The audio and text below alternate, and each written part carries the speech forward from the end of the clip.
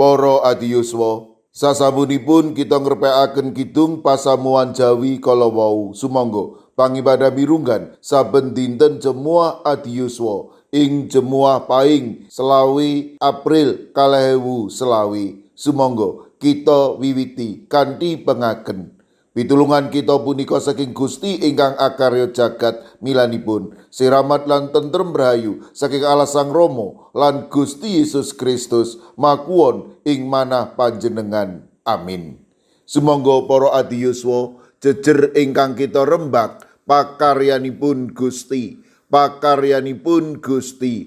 Lukas 24 ayat 5 lan 6. Yo gini, dene kuwi padha goleki kang gesang ana ing antarane wong mati.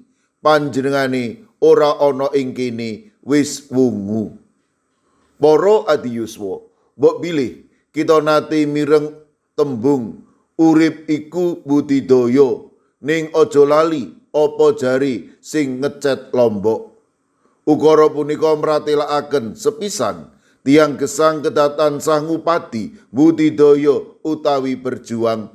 Kapindho tiang gesang ing donya punika pitados dhateng pakaranipun Gusti Allah.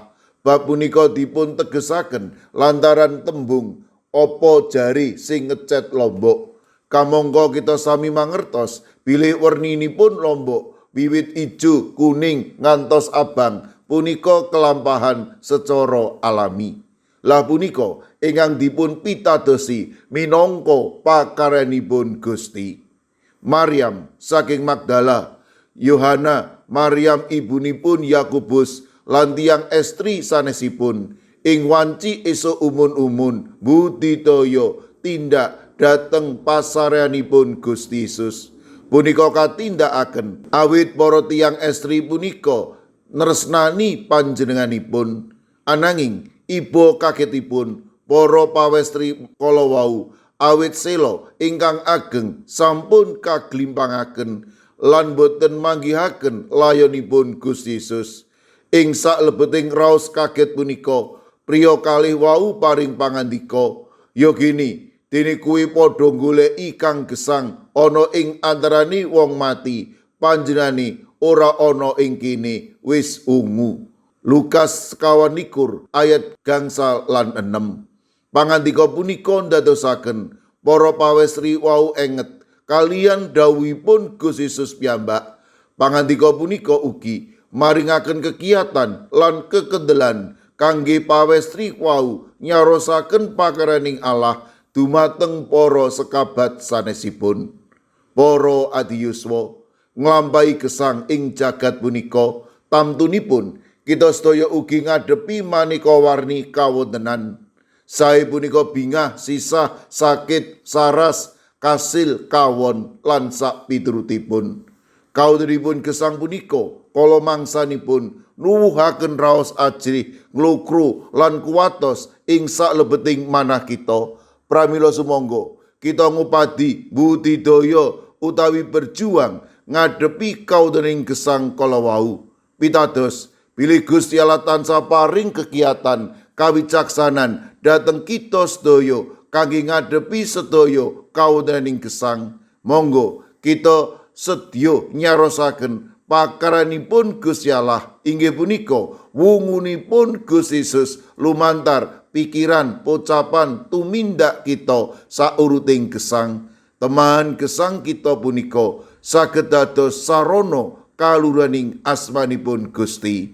Amin. Sumangga kita ndedonga. Matur nuwun Gusti. Dinten punika paduka paring pepemut amri kawula tansah nyarosaken pakaryan paduka ing satengahing gesang kawula.